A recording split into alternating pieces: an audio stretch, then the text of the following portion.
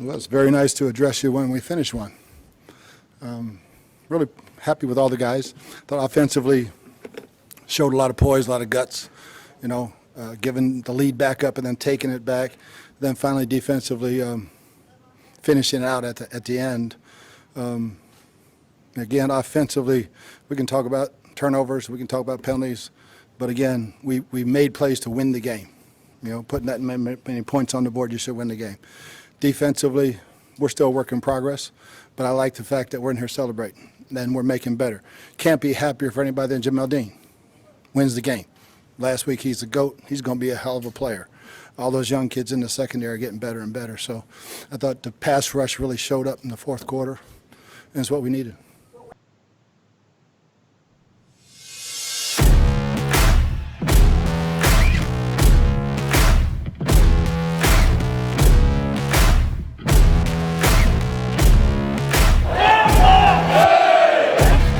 Big Nasty.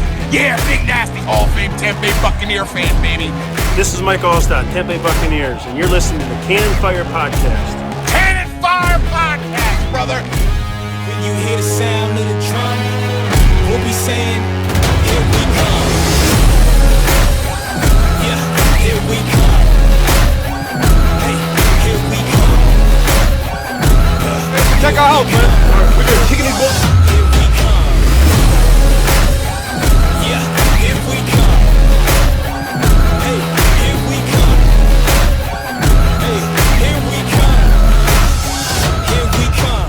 You ain't listening, and you're missing out. Woo!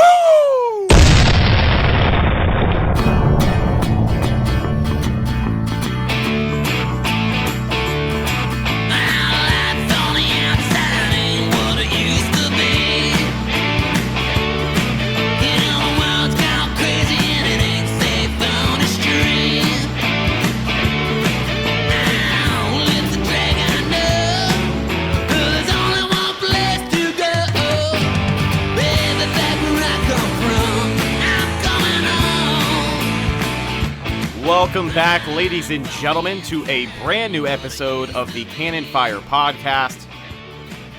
We are coming at you today for episode number 81. And it's finally time to talk about a Tampa Bay Buccaneer victory. 4 losses in a row. The Buccaneers come back home to Raymond James Stadium and they beat the Arizona Cardinals 30-27 to improve their record to 3-6 on the season. Welcome back to the show. If you're new around here, I am your host, as always, Rhett Matthew. Normally joining me is Evan Wanish, but he's going to be missing the next few shows because he'll be in Florida all week on vacation. He'll actually be at the New Orleans game next week as well. So joining me today is a very special guest and a guy we've been trying to get on the show for a while. You know him as Guru Speaks, host of the Guru Speaks podcast, and I believe one half of the Stir the Pot podcast. Guru, how are you doing today, my man? Oh man, great intro, bro. I'm doing great, man. Thanks for having me, bro. Absolutely. Thanks for coming on. We appreciate you filling in, and let's talk about this great Buccaneers team win. So, coming into this game, like I had mentioned, you lose 4 in a row. That's not going to do any team any favors. And right. Things were looking grim for the Bucs. Now, this contest was different because, as we mentioned, they're coming back home after probably one of the most brutal road trips in NFL history. Mm-hmm. They come home, step up to the challenge of a rookie quarterback who's played fairly well, and just an Arizona team that was also just as hungry for a win. They were at 3-5-1 headed into the game. Now they're 3-6-1, so I think the Bucs did pretty much put the nail in the coffin when it comes to Arizona's playoff hopes. But overall, a solid team win, and just something that the Buccaneers were more than overdue for. Yeah, man, it was a great win. All 3 components of the game, bro.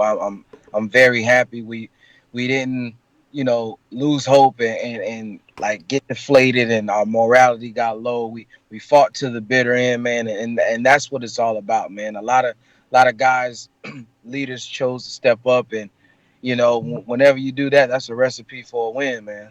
Yeah, it's really nice because the common theme with what was heard around the locker room yesterday regarding the game was everybody has everybody's back.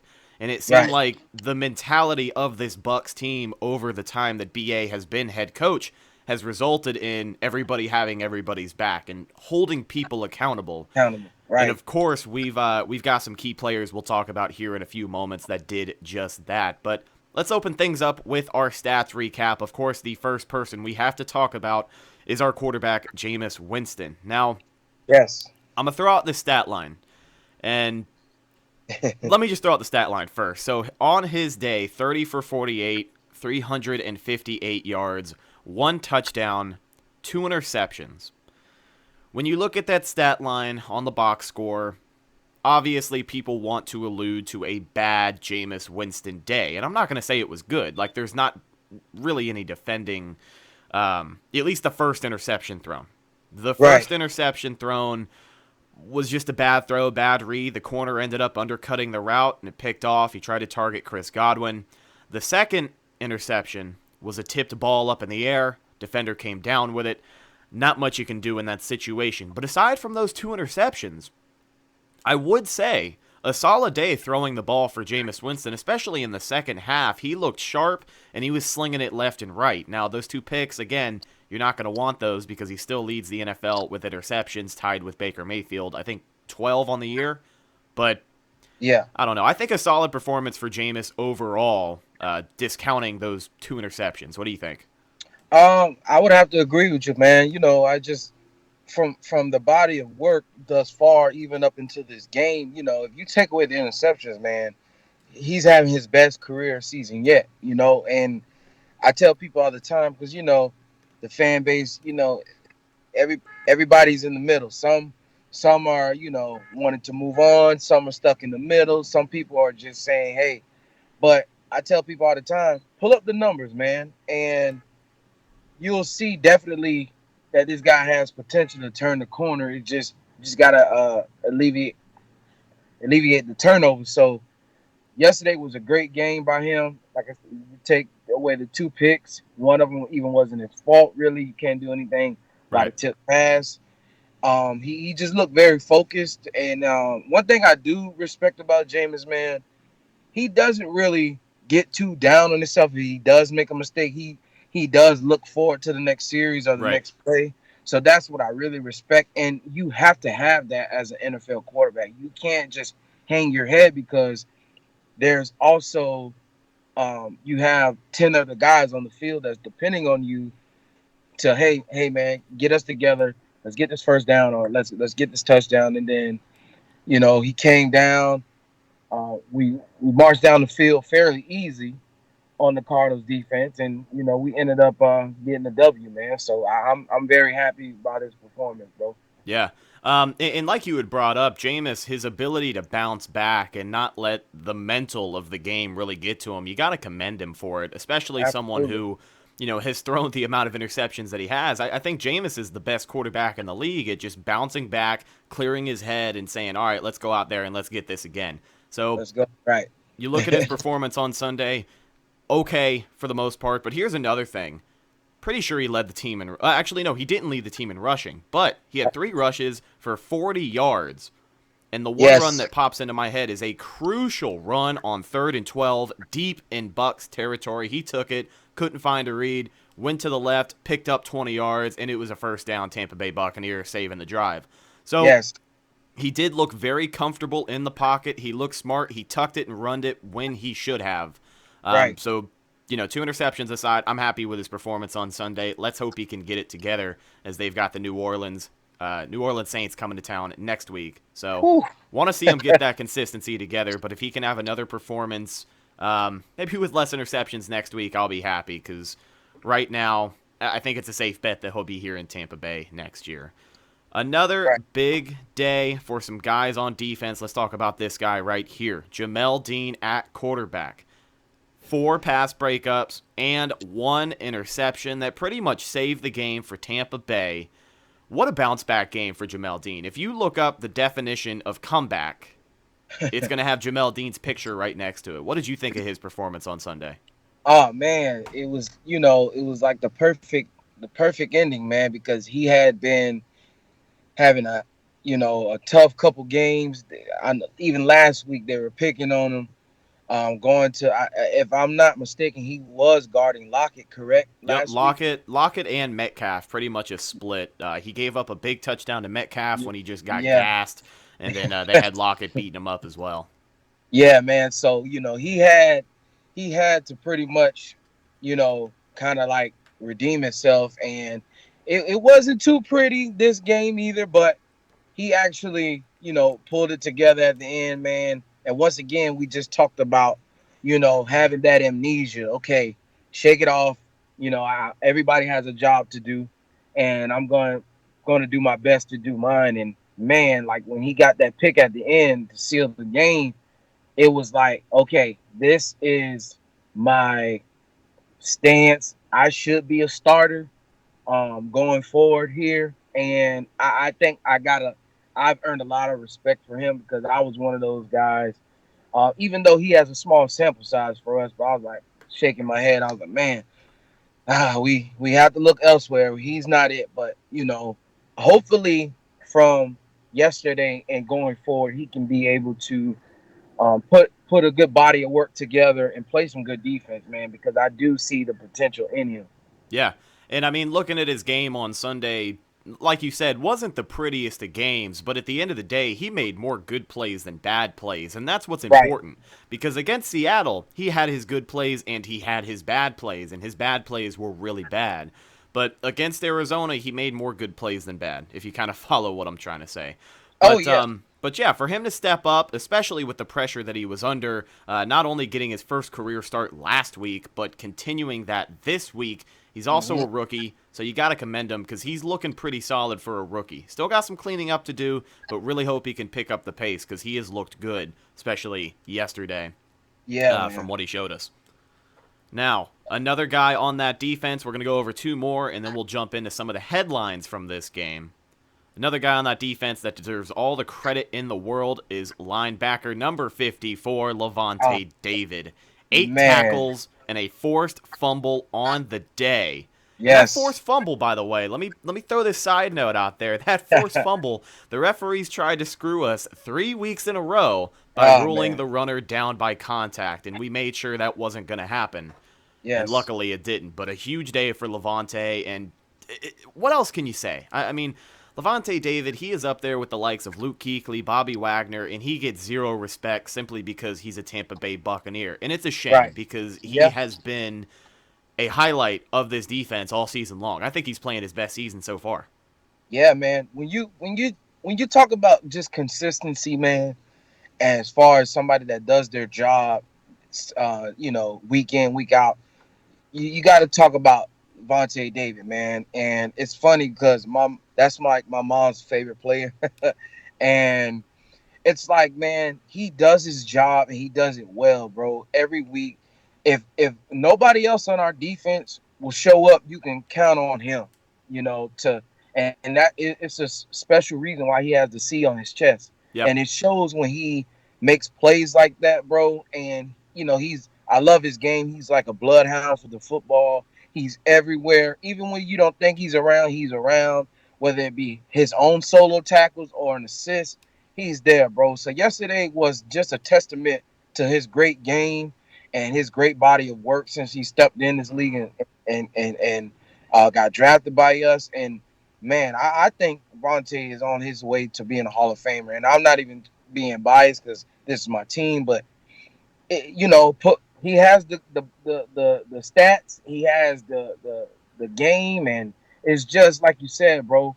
He doesn't get the respect because he's in a small market. Right. But hey, man, a good player is a good player. I don't care if they play Tampa or Alaska. You can't deny somebody's impact on their team. Yeah. But a great day for Levante David. And yeah, like you said, he's that silent leader who just comes out every week and he just does his job, man. He locks in when it's game time and he goes out there and he does what he does best. And that, like you said, has a nose for a football. And of course, his sideline to sideline speed. He is a great asset to that defense and a great game for him on Sunday. Now, Yes. one last guy we're going to go over that stood out to me from Sunday. He doesn't have an explosive stat line. It's not going to jump out at you, but as soon as I say this name, you're going to know exactly why I brought him up, and that is Jason Pierre-Paul. Only Yeah. 3 tackles on the day for JPP, but literally every other reason is why he's on this list right now.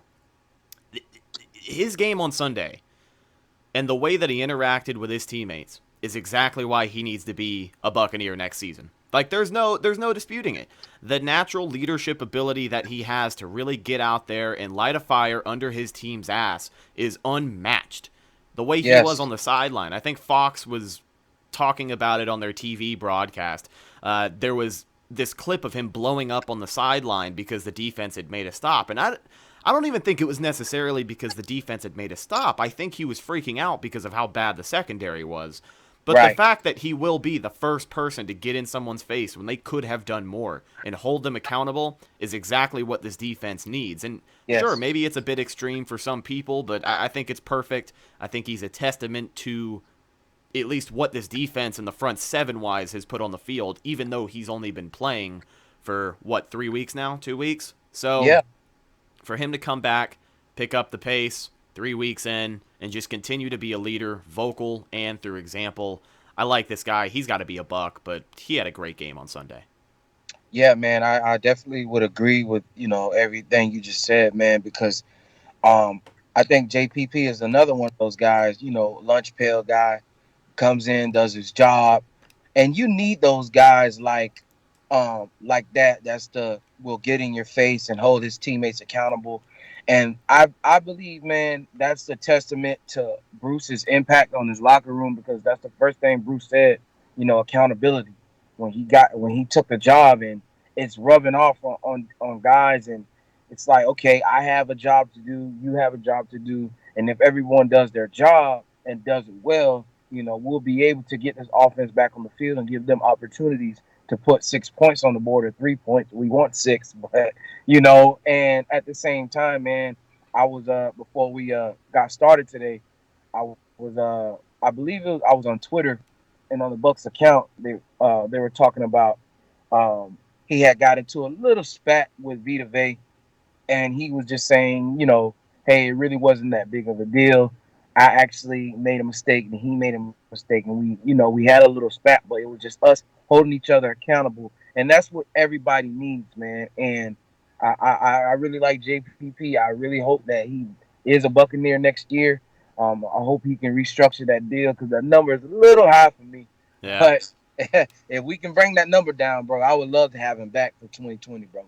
Absolutely. You want to hope they can get something out because, again, we talked about JPP's contract not too long on the show. Buccaneers restructured, so instead of him having next year as a Buck, he'll be a free agent following this season. So, yeah, you really hope a deal can get done between the Bucks and JPP, because we've seen in the past, especially with Quan Alexander in the negotiation period, the Buccaneers are really weird about giving those players a lot of money, especially coming back from injury. But I think JPP has shown more than enough, even in these 3 weeks that he's been back, that he should at least be in Tampa. So hopefully they can make something happen, because you don't want to lose a guy like that in your locker room. Now, we talked about JPP and accountability. Let's go over some of the big headlines from the game, and following the theme of accountability. This is a big one. Now, of course, a Bucks win always calls for celebration, but a huge headline following Sunday's game was Vernon Hargreaves being pulled from the game. When asked about it post-game, head coach Bruce Arians said that VH3 just wasn't hustling enough on the first play of the second half when Kyler Murray found Andy Isabella for a 55-yard catch and run. Now, I'll say I agree with this move 150%. This is a tone setter, and this is a mentality that has not been inside one Buck play since the John Gruden days. I'm all here for it. The fact that a guy like VH3, who in the past has been notorious for kind of loafing here and there, maybe making less of an effort than he should have, maybe this is an eye-opener for him, because finally we have a head coach who sees it and has enough guts to say, hey, this isn't going to happen on my watch, so I'm going to throw those rookies out there, and if they lose us the game, you're going to watch from the bench. I like this move. Hopefully it makes something happen for VH3, because if he keeps playing the way that he is, he's not going to be a Buck next year. Yeah, bro. It's just, like I told you on Twitter, bro, about damn time, man. I I haven't been the biggest Vernon Hargraves fan even since we brought him in 2016. I always thought that he was a product of his system at Florida. And when he came in, I always just thought that he wasn't a suitable, on an island guy. I think he's better suitable for, in a dime, Nick, one of those type of packages. Right. Because for one, he doesn't have that. And it's okay because everybody has their strengths and their weaknesses. For one, he doesn't. To me, he doesn't have that. Um, okay, I can line up on you, and I don't need a safety behind me. You can go one on one. May the best man get to the ball. He doesn't have that, so he needs that assistance. But if you line him up on the island like he's been doing, you see it's a recipe for failure. So I really have to commend Bruce on, you know, holding him accountable for his lack of effort, for his poor performance since he's been here. And I really feel like this is a long overdue move.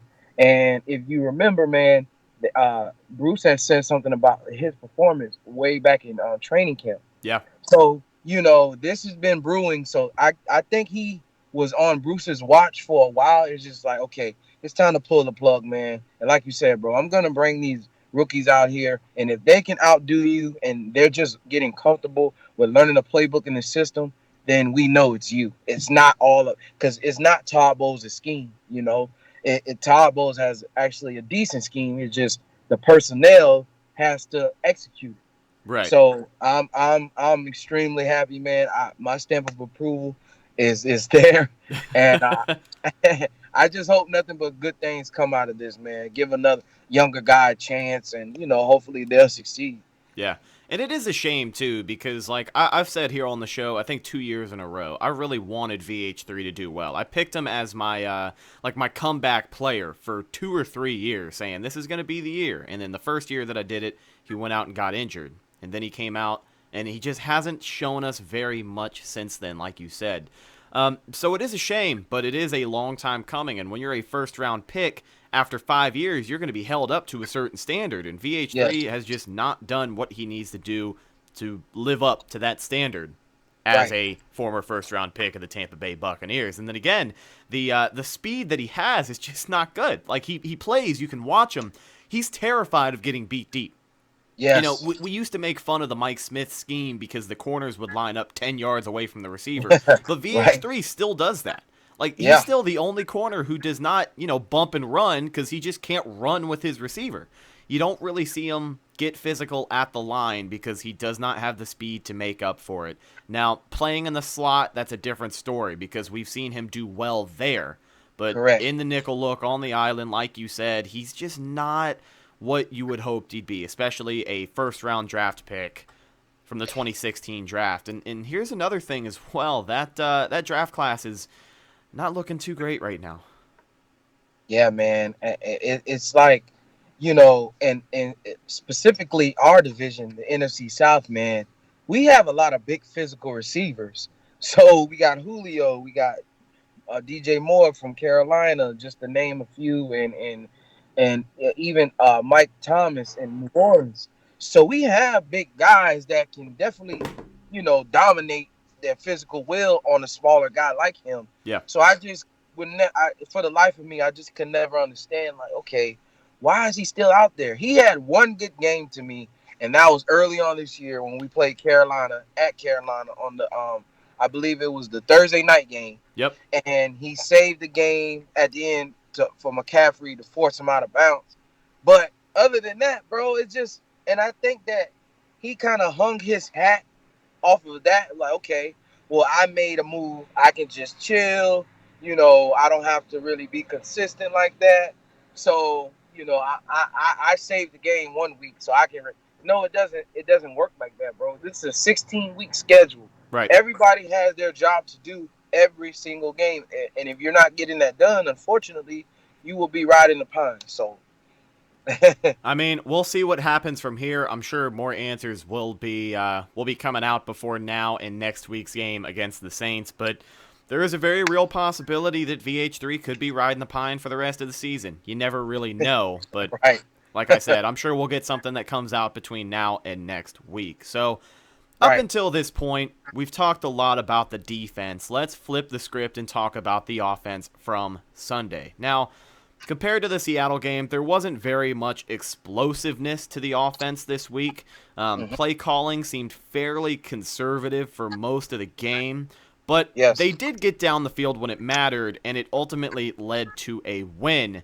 Let's talk about the biggest facets of that offense, in my opinion, on Sunday. Peyton Barber and Ronald Jones.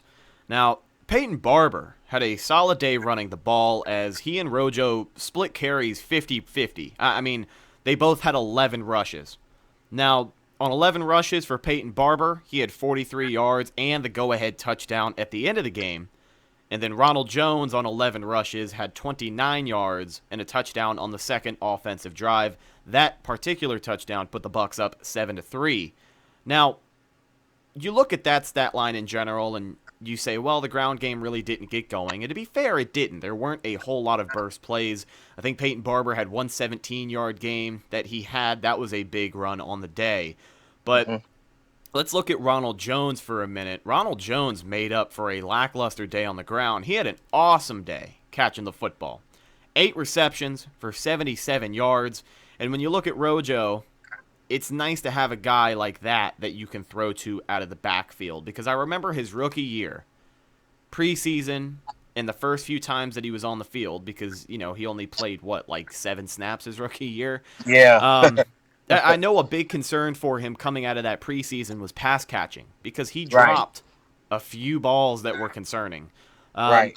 He didn't drop very much on Sunday, and he showed that he does have that ability to make some plays out of the backfield when you throw the ball to him. So that was nice to see, and overall a pretty solid day for both of those guys. But Ronald Jones making the catches through the air, and then Peyton Barber, of course, with the game-winning touchdown at the end.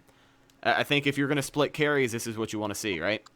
Yeah, absolutely, man. You know, you want to see production out of both of your guys. You know, it was just great to see the overall growth from Ronald Jones, from, you know, him having a shaky start last season to the production that he's doing now. And you can tell that he's very comfortable in the offense. And, you know, like you said, last season, you know, being somebody that you could check the ball down to, he was lacking that. So to see, I can tell he put in a lot of work this offseason. And I remember at camp, and they were asking Jameis, you know, and different guys that, you know, that was on the offense, and Jameis said, you know, this guy's running with confidence. So when I went to a scrimmage myself and I saw it, and I remember telling my cousin, I was like, hey, man, he's going to have a big year. And lo and behold, that's what happened. And Peyton Barber as well, man. You know, I really feel like if they keep splitting the carries like that, you know, keep everybody happy. Obviously, somebody's going to get it more than the other, but you know, it's a great thing to see, man. So, and when we can get the running game established, the Bucs are a very dangerous team to deal with, because you know you got the two studs, number 12 and 13. And then if you got a ground attack, it's just like, what are you gonna do? And you know, so it was a great thing to see, man. I'm very, you know, satisfied thus far with our running game, bro. And let's also kind of throw it out there. The last time the Buccaneers had a 1,000-plus yard rusher in the backfield, that was number 22, the muscle hamster Doug Martin. And that year, they went 9-7.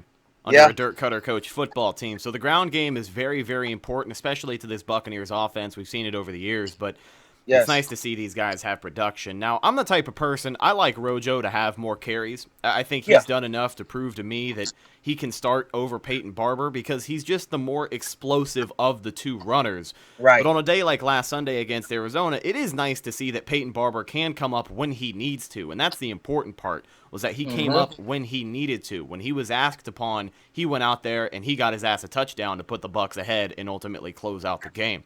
So it was good to see. Now, Ronald Jones, I'm not going to sit here and say nothing but great things about him, because he did have one bumbling mistake on Sunday. Man. And I think a lot of people forgot, because it was a very forgettable play as soon as it happened. He fumbled the ball. And I mean, he didn't just fumble the ball. Like, he was running full speed, and the ball just bounced right out of his hands. I don't know Man. what the hell happened, but that was embarrassing. Yeah, bro. I think maybe Casper was running behind him, and he poked the ball out because that's exactly what it looked like it had happened. And I was like, oh my God, because when that happened, that was kind of like, I believe, the turning moment of the game, because we were trying to get something. We were trying to get the horse out of the stable. If we would have scored on that drive, it would have pretty much put the game away. Correct. And it's like things like that, man. That's why I'm a firm believer in take care of the opposition while you're ahead. Keep your foot on their necks. Don't relax and think that, oh, we got the game, in the down, that it's done and things like that. And I'm not saying that was Ronald Jones's mental, but stuff like that cannot happen, because say if we didn't go back down and score, that would have been one of the, not saying the sole reason, but that would have been a big reason contributing why we would have lost the game. So you have to make sure, take care of the football. Ball security is very, very important, So if you're going to carry it, make sure you protect it with your life, because that could have easily went bad and went the other way for a touchdown. Yeah. So, man, but yeah, that was crazy. All you can do is laugh about it, but you really hope he can kind of put it together next week, and that all comes with the confidence that you brought up. And I think Ronald Jones, as a runner, has enough confidence to really bounce back and make sure he doesn't make any more of those costly mistakes. Now, let's talk about another piece of this Bucs offense that I am very, very, very disappointed in. It's Brashad Perryman. Oh, God. Buccaneers faced a deadline this week where if they released or cut wide receiver Brashad Perryman, they would get a 4th-round compensatory draft pick. Well, Guru, you and I know the Bucs. Of course they didn't do anything to him, and they ultimately held on to him. He finished Sunday's game with 2 receptions for 17 total yards. Another pedestrian day for him on the stat sheet. But here's the thing as well. We were sitting in the end zone, and I was watching the game with my buddy Blake. You can actually, guys, if you want to check out his show, Buck and Blake at Bucs Report, he does a great job over there. He's got a lot of film breakdowns. This dude knows what he's talking about. We were talking about the game, and we were laughing and joking about it because Brashad Perryman was in single coverage all day long. Like, the Cardinals showed that they were not scared of Brashad Perryman at all. And after 2 receptions for 17 yards, they had no reason to be.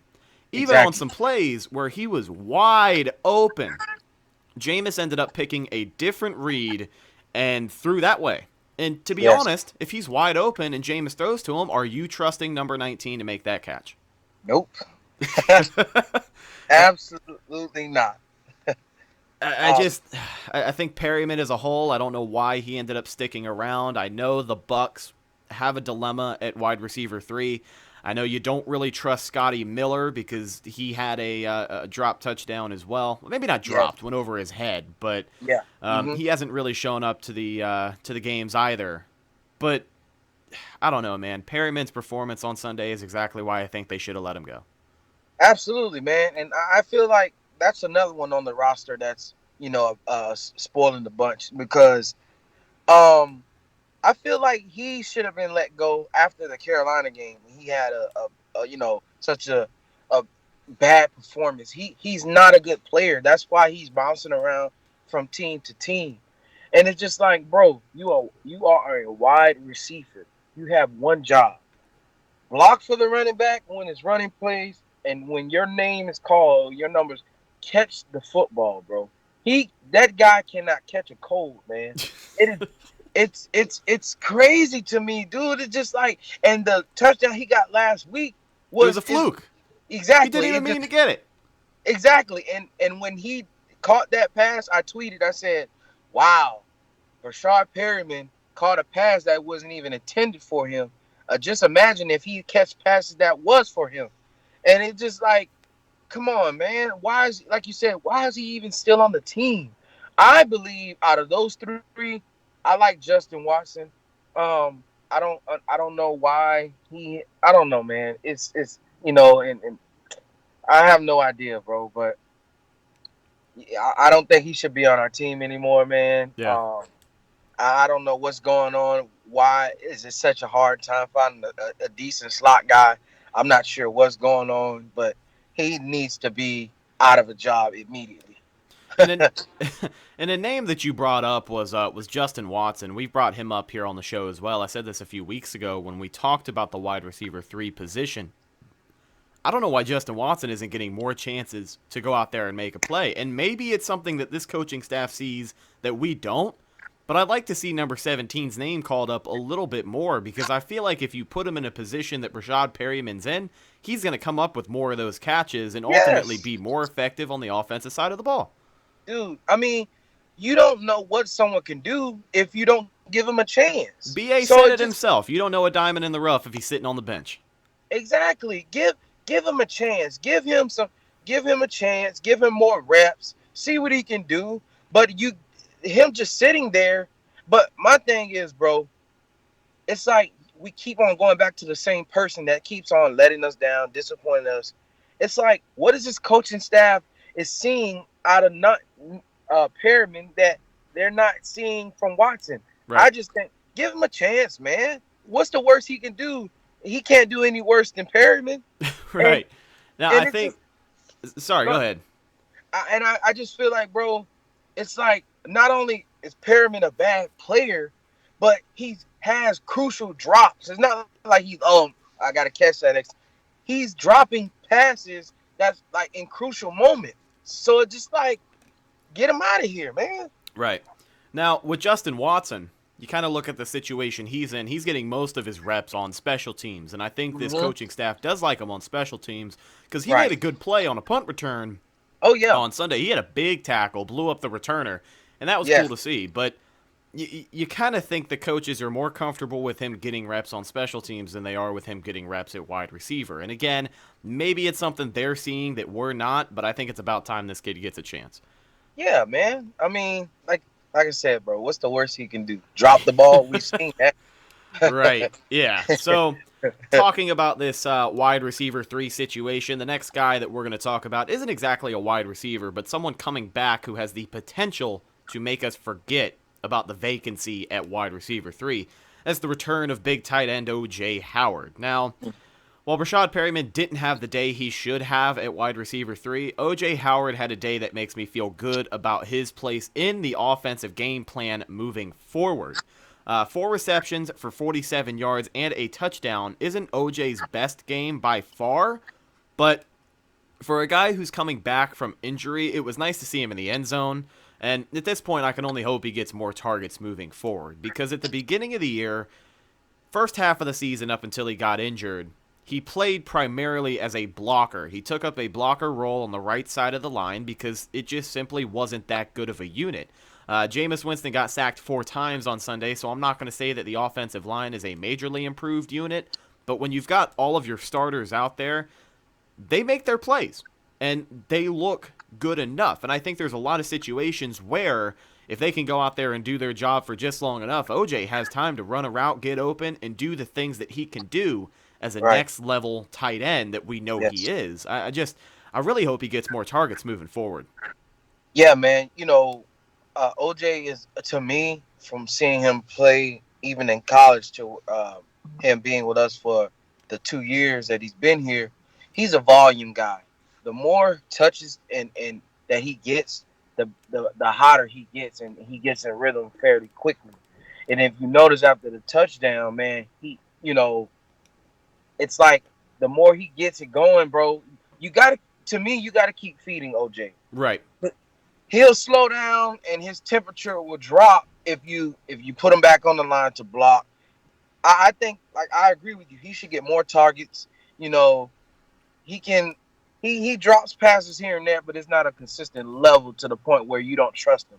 Yeah. You put the ball in the air, more times out of not, he's going to come down with it. And he's shown that even going downfield some plays. I remember before, I can't remember the game, but James threw it really deep and he came down with it. So he has good hands.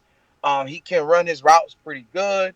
There's not much OJ can't do. You know, everybody has their weaknesses, but he can catch the football, you know? Right. So it's just like, give it to him, put it in his area, and you'll see he'll come down with it, bro. Well, talking about Sunday and the crucial catches that he made, there was one dangerous throw. I mean, he had 2 guys around him, right on top of him, and he found a way to hang on to that football and came Right. down with a catch, putting the Bucks in the red zone. I mean, he's the type of guy, you can throw a 50-50 ball to him, and he's Yeah. going to get it, just like Mike Evans. But Right. O.J. Howard, he's got that tight end build. He's huge, man. He's got that playmaking ability. So in the future, like you said, really hope he gets more targets. But really quickly, let's go over the offensive line because I brought them up. Again, Jameis got sacked 4 times on Sunday, so not a blockbuster day for them by any means. But they did have some highlights.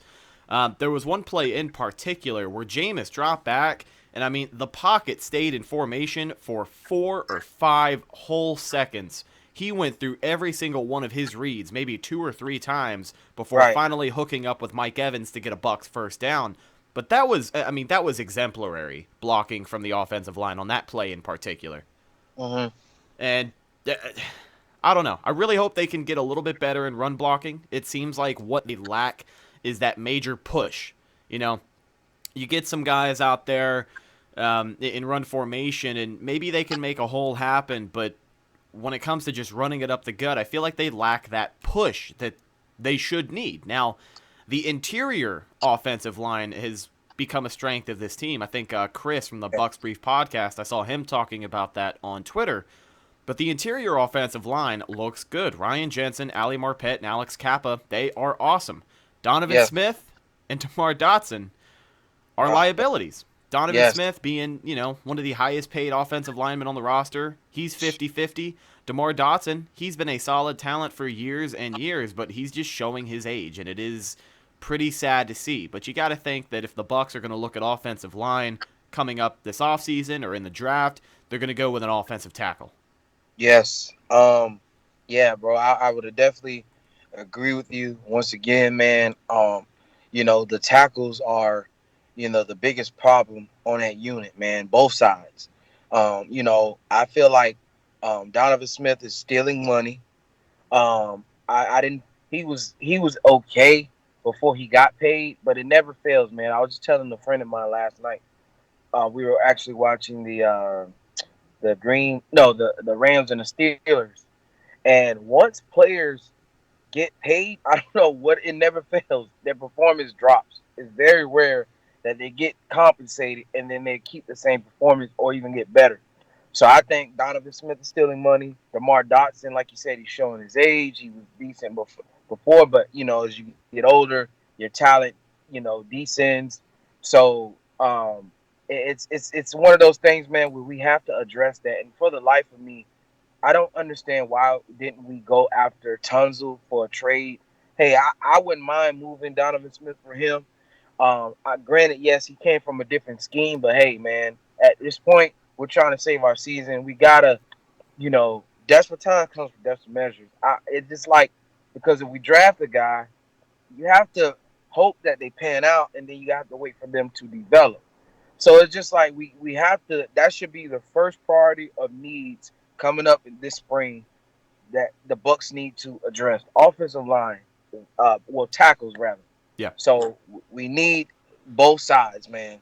Now, looking ahead towards the Buccaneers offseason, the way that I want it to play out, and of course everybody has their different agenda, but the way that I want it to work is, in a perfect world, the Buccaneers go after a true number 1 cornerback to really help these young guys develop and get it together and not look so lost all the time. And to be fair, These past few weeks they haven't, but you just need a guy back there who knows what he's doing, because VH3 is not the leader that we had hoped he would be after so long.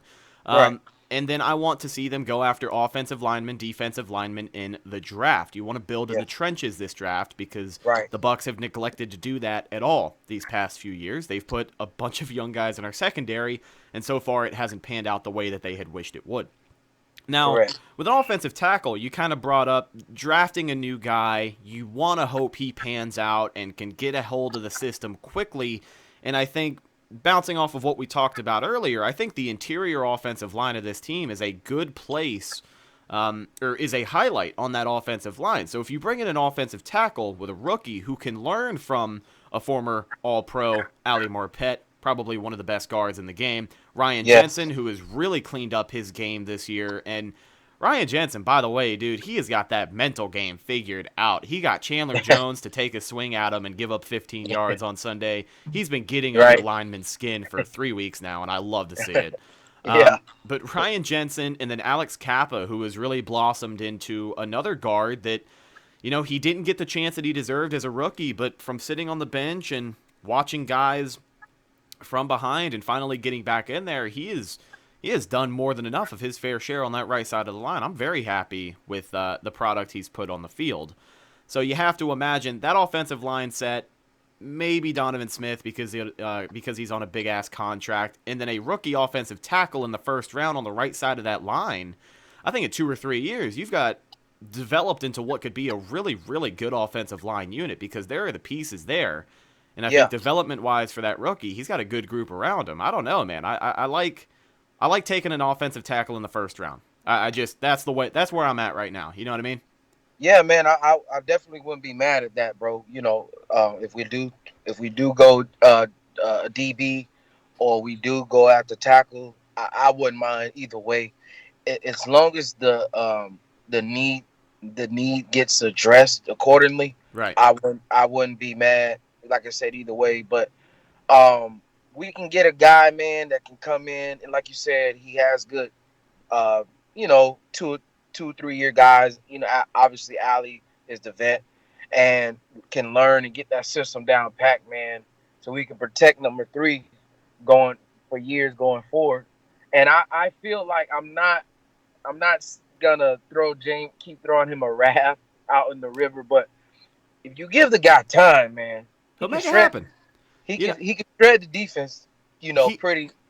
So. Yeah, and I mean, you look at Jameis this year, yes, he does lead the NFL. Well, he's tied for leading the NFL in interceptions, but he's leading the NFL in sacks. He's been sacked 30 times over 9 games. I mean, I don't know what you expect a guy to do when he's sacked that many times, but the fact that he is still able to run around in the pocket, make plays happen, and on Sunday, just like we talked about, when he has time, granted it was 4 or 5 seconds, he'll make some things happen. So yes.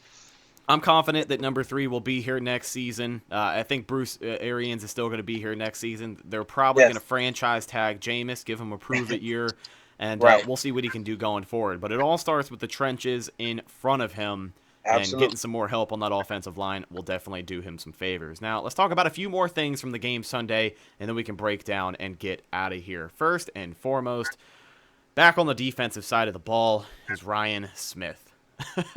You really wouldn't have known that he was in the game at all on defense because I think he only played 1 or 2 reps the entire game. And it's funny because last week we talked about Jamel Dean getting gassed and getting him some help out there. And one of the names that I brought up here on the show was like, why didn't Ryan Smith get any reps at corner? Well, this Sunday against Arizona, he showed us exactly why he isn't getting any reps at corner because he got burnt for a huge touchdown. It just wasn't a good look for him. Nah, man. I mean, there we go again, talking about why guys aren't seeing the field. And it's like, bro, when we give you a chance, prove me wrong that you should be on the field. Instead of you're proving me right that we should leave you where you are, right.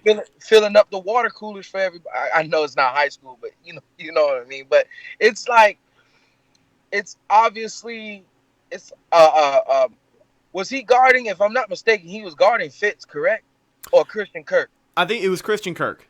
Okay, well, he got burnt, cost a touchdown. So it's just like, man, what is going? Why can't we connect and get guys that can play DB? I don't understand. I don't know what it is, man. But man, it's rough, bro. The second after, like we were just talking about, what our high priority needs, D-line, O-line, we need to get DBs as well. We got to work on our secondary like yesterday, man, because it's coming to like a state of an emergency, man. Like, because those guys up front, they can't keep. It's like that's all we have. The backers and the D-linemen. That's it, bro. We can't trust our secondary for I know I don't, man. Yeah. I don't. Yeah. I'm with you 100%. You look at the defense the Bucs put on the field, number 1 run defense and then number 32 pass defense. There really isn't much else to say about that one. But looking at the secondary, I think kind of going back to the offseason plan, I think really all they got to do is, because you can admit, and like I can say as well, these young guys, when they're all on the same page, they can all make some good plays. Oh, right? yeah. They've showed us some flashes. I think all they need back there is one or two veteran corners that, not even an all-star. You don't need a Patrick Peterson back there. Give me a Chris Harris Jr., give me an Xavier Howard from Miami. Give me one of those guys who just know what the hell they're doing and can make things happen in a fashion to where these young guys can understand and they can not continue to make these mistakes. But yeah, Ryan Smith, even though he's a multi-year guy, he is not the answer. And he showed us this week that he should just stick to special teams. One more thing about this game that I thought was a lot of fun, so I saved it for last. Let's talk about it. Last drive of the game for the BUCS. It's when they're coming up on the Peyton Barber touchdown to put them ahead. As they come out onto the field into the red zone, I hear over the speakers that number 50 is eligible. Yeah.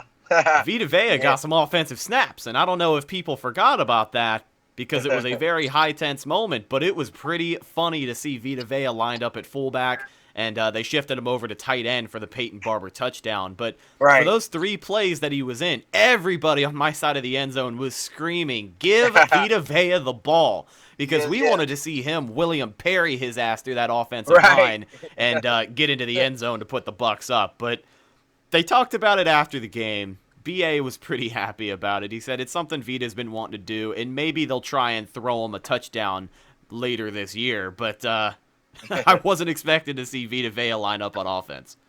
Yeah, man, it was something definitely a delight to see, because that particular series that was on the opposite end of me, so I couldn't really see where I was. So I had watched it on the jumbotron, and I was like, is that Vita out there, man?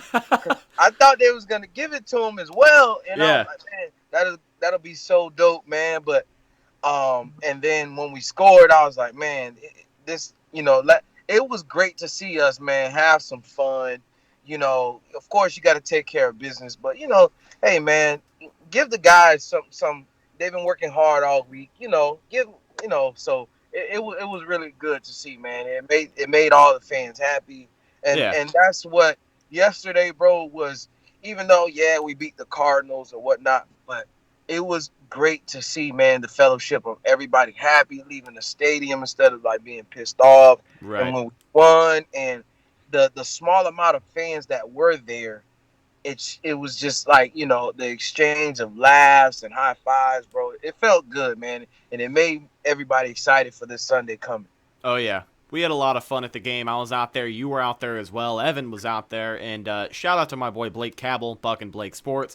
And then Johnny B, the Johnny B Show on 102.5 The Bone. You can actually hear him and I do the BUCS break every Monday night at 10 p.m. live on 102.5 The Bone.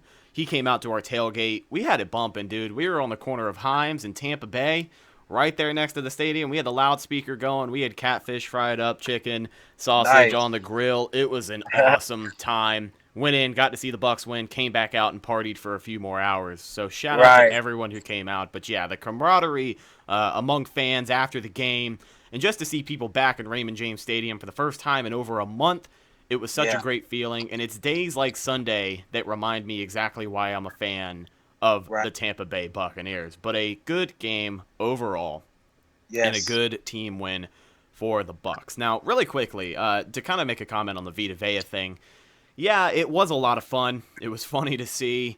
But you also kind of think of the play calling aspect of it, where like it did the BUCS a favor, play calling in the red zone, because I was nervous that they were going to get to the 1 yard line following that penalty. I think it was a pass interference that put them all the way up there.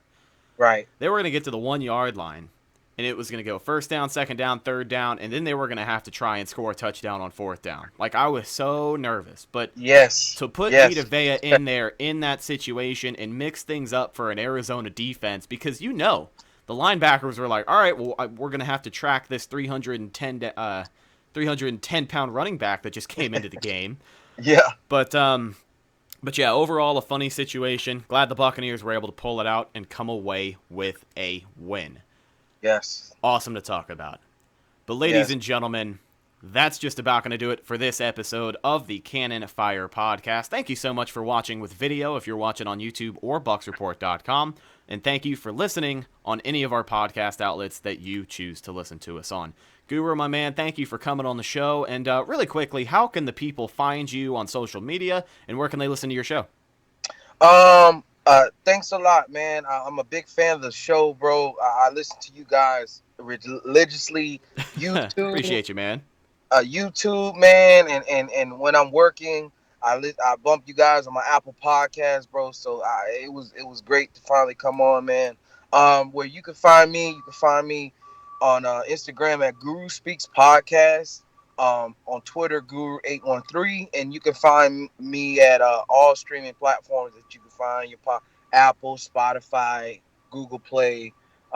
Check me out, man. I'm talking some real life stuff, bro. But once again, Rhett, thanks a lot, man. This was great, bro. Thanks for coming on, man. We had a really, really good time. So, ladies and gentlemen, make sure you check out Guru and his podcast as well. Thank you for listening to the show. You can follow us on social media. The show is on Instagram, Facebook, and Twitter. All of those Cannon Fire Podcast. If you search it up, you will find us. You can also follow myself on Instagram and Twitter at Redicus. If you follow me, maybe I'll follow you back. Before we get out of here, I do have to give a kind word to our sponsor, Pinecrest Printing and Signs. Do you need an image for your business? Well, Pinecrest Printing has got you covered in more ways than one.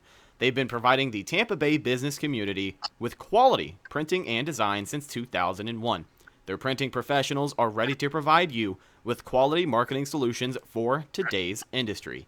These guys do it all. Wide format, banners, decals, vehicle, apparel. Speaking of apparel, make sure you get your hands on some brand new Cannon Fire Podcast merchandise. We got shirts on sale for $20 and stickers for $5. Any sticker is included for free with a purchase of a shirt. All of those thanks to Pinecrest Printing. Make sure you give them a call at 813-684-5444 or check out the website at pinecrestprinting.com. I am Rhett, signing off for Guru, and we'll catch you guys next time. Go Bucks! Later.